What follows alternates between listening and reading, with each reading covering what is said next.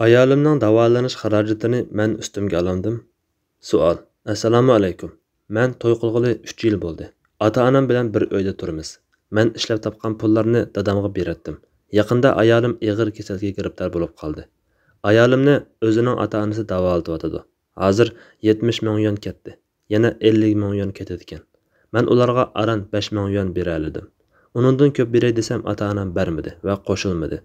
Chunki aramizda bola yo'q. Ketgan chiqimlarni men ustimga olamdim yoki ayolimning oilasidagilar ustiga olsami bo'lamdi? Men gunohkormi? Javob. Va alaykum assalom va rahmatullohi va barakatuh. Barliq hamd sanolar Janobi Allohga bo'lsin. Durud va salomlar payg'ambarimizga, u zotning oila taobatlariga, ashablariga va u zotga toki qiyomatgacha ergashganlarga bo'lsin. Ayolning nafiqasi erning ustiga vojibdir. Buningga barliq olimlar ittifoq. Janobi Allah Qur'on Karimda aytadi. Farzand tug'ilgan otalar ustiga ayollarning rizqi va kiyim-kechaklari vojibdir. Baqara surasi 233-oyat. Parvardigoringlar Allohdan qo'rqinglar. Ular faqat ochiq bir hayosizlik qilmasalar, iddati to'shmag'icha ularni uylaridan chiqarib etmanglar. O'zlari chiqib ketmasin. Ana shular Allohning chek-chegaralaridir. Kimki Allohning chek-chegaralariga tajovuz qiladi ekan, u o'ziga zulm qilgan bo'ladi. Sen bilmaysanki, balki Alloh shuningdan keyin biror ishni maydonga keltirib qilishi mumkin. Taloq surasi 1-oyat. Ularni qurbatonlarning yetishicha o'zinglar o'ltirayotgan joyning bir qismida o'ltirg'izinglar.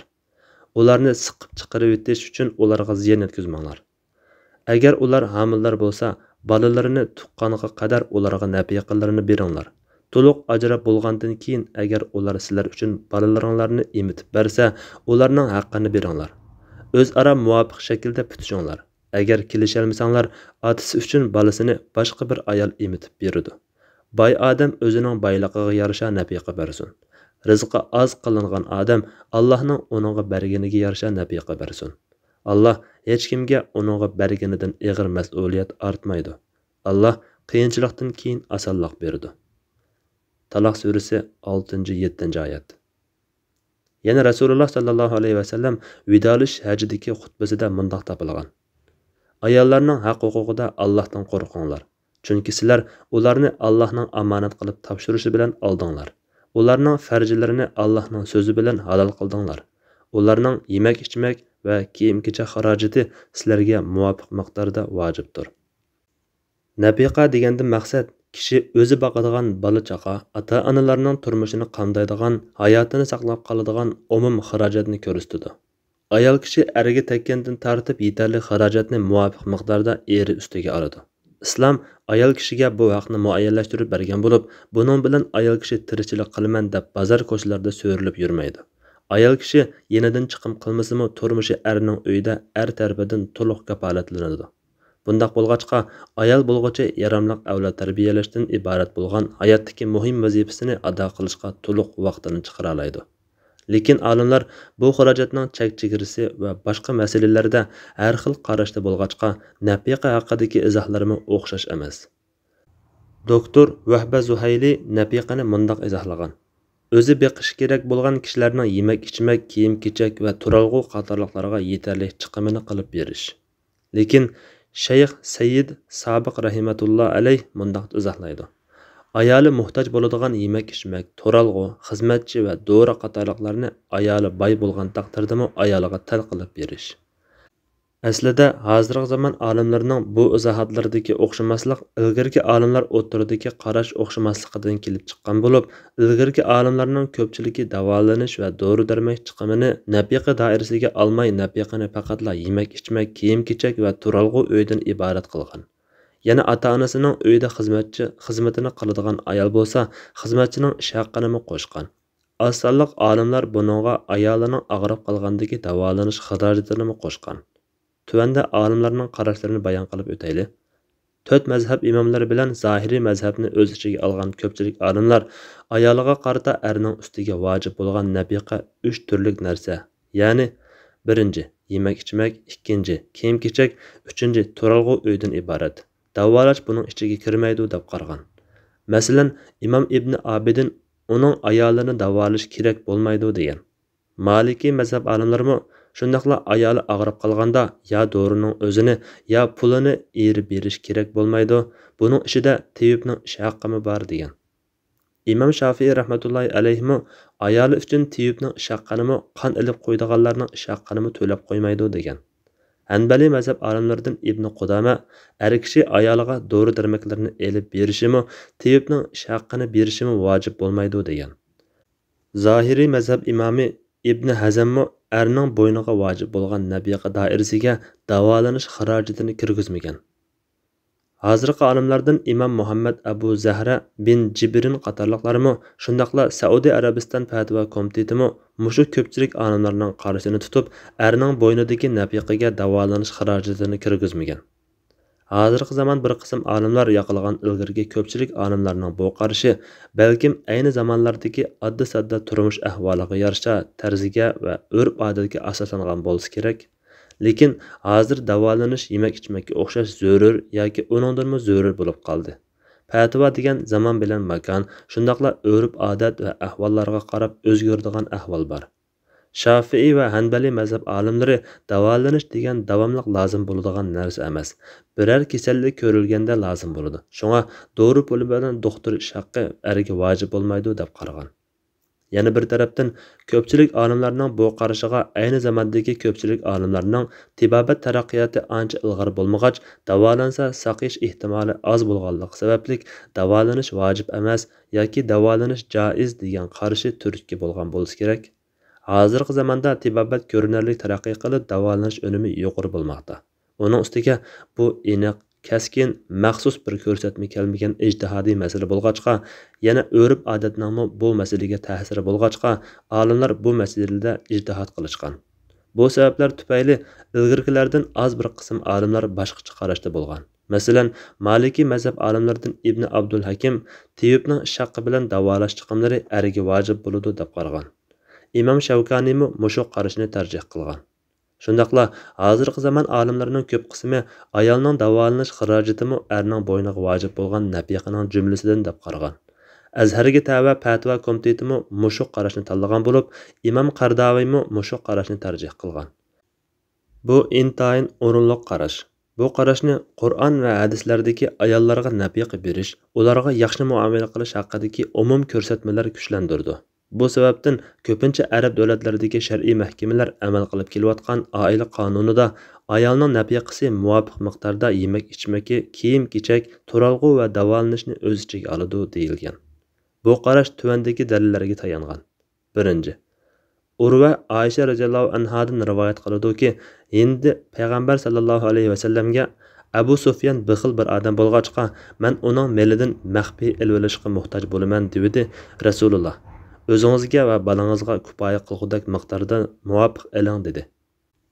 Bu hadisning zohiriga qaraydigan bo'lsak, kifoya qilgudek miqdordagi nafiqa yemak-ichmakka xos emas, balki ayolining hojati tushadigan barliq narsalarga umumdir. Dora va shunga o'xshagan narsalarmi buning ichiga kiradi.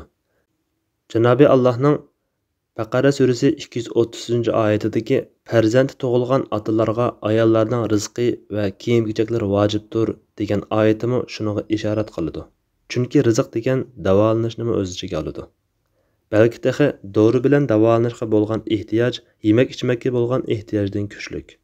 Agar yemak-ichmak qatorliq nabiqa vojib deb qarasak, davolatish bilan dori chiqimi albatta vojib bo'ladi.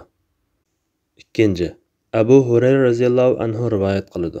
Payg'ambar sallallohu alayhi vasallam Alloh yo'lida sen xajlagan bir tilla, bir qulni azod qilish uchun xajlagan yana bir tilla, bir miskin bechoraga sadiqa qilgan yana bir tilla, ayolingga xajlagan yana bir tilla, ularning ichida ajr jihatda eng kattasi ayolingga xajlagan bir tilladir degan.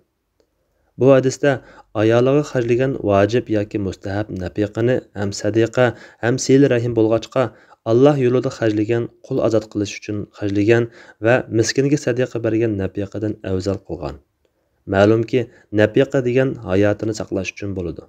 Uyda erning xizmatini qilganlikdan yoki qo'rsoq ko'tarib tug'ib jafo tortganlikdan yoki boshqa sabablardan og'rib yetib qolsa, tekshirtib davolatish, yemak-ichmaklarni zarur bo'lishida shak yo'qdir. 3. Janobi Alloh Qur'on Karimda ular bilan chiroyli o'tinglar. Nisa surasi 19-oyat degan.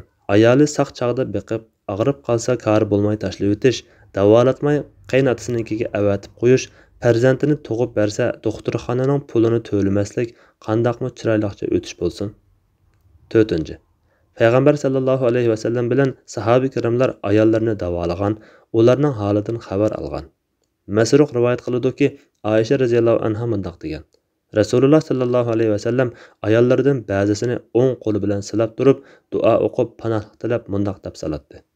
Ey butun insonlarning parvardigori, og'riqni ketkizayotgan, uningga shifolik bergin. Sen shifolik berguvchisan. Sening shifoyingdan boshqa shifo yo'qdir. Shundaq shifolik berginki, kasallik qolmag'ay. İbn Ömer radhiyallohu anhuma rivoyat qiladi-ki, Osmanning Badr g'azotida qatnashmaganligining sababi shuki, uning qo'lida Rasululloh sallallohu alayhi vasallamning qizi bor bo'lib, Rasulullohning qizi og'rib yetib qolgan bo'lg'achqa, Rasululloh Osmonga "Sana Badrga qatnashgan bir jangchining ajri va o'lishi beriladi" degan.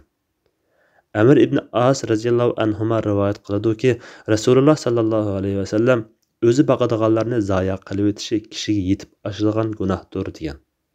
Ağırıp qalsa davolamaslik, zoya qilib o'tishning dal o'zidir. 6. Nafi Abdullah ibn Umar radhiyallohu anhumadan rivoyat qiladi-ki, Rasululloh sallallohu alayhi vasallam mundaq degan. Hammanglar asirg'uvchisizlar. Hammanglar o'z qo'lingizdagilardan javobgarsizlar. Amirmi asirg'uvchidir. U o'zining xalqidan javobgardir. Er kishimi o'zining oilasida asirg'uvchidir. U oilasidagilardan javobgardir. Ayol kishimi erining uyida asirg'uvchidir. U qo'lidagidan javobgardir. Xizmatchimi xo'jayining mol-mulkida asirg'uvchidir. U qo'lidagidan javobgardir. 7. Haq Taala aytadi: Aranglarda sevgi va mehr shafqat o'rnatganligi uning borligining dalillaridandir. Rum surasi 12-oyat. Ayolini davolamaslikmi sevgi bilan mehr shafqatga zid bo'ladi. 8. Haq Taala aytadi: U ikkinlarni jannatdan chiqarib etmasin, jafo tortib qolasan. Taha surasi 117-oyat. Janobi Allah bu oyatda xitobni Odam bilan Havvo ikkalanga qilgandan keyin jafo tortib qolasan deb Odamga xitob qilgan. Bu er kishining tar oqqizib ishlab jafo tortib, turmushda zarur bo'lgan narsa-keraklarni ayoliga tayyorlab berishi kerakligini ko'rsatdi. Dori bilan davolanishmi zarur narsalarning biridir. Yuqorqi dalillarga ikki qarashdagilar o'rtaq dalil qiladigan dalillar bo'lsa-mu, birinchi qarashdagilar davolanish chiqimini zarur deb qarmag'achqa, uni vojib nafiqa doirasiga kirgizmagan. Hozirgi zamonda davolanish chiqimining zarur ehtiyojlardan ekanligida hech kim talash-tartib qilmasa kerak. Doktor Vahba Zuhayli mundaq deydi: Ammo hozir davolanishga bo'lgan ehtiyoj yemak-ichmak bilan g'izolanishga bo'lgan ehtiyojga o'xshash yoki uningdan muhim bo'lib qoldi. Chunki bemor davolanishni boshqa hamma narsadan a'lo biladi. U o'lim bilan hayotiga tahdid solayotgan og'riq azobidan zararlanayotgan ahvolda tamoq yeyolmaydi. Shunga men davolanish xarajatimi boshqa zarur xarajatlarga o'xshashla erning ustiga vojib bo'ladi deb qarayman. Xulosa: er kishi kasal ayolini davolatishi, dora, doktor va doktorxona uchun ketgan chiqimlarni o'z ustiga elishi kerak.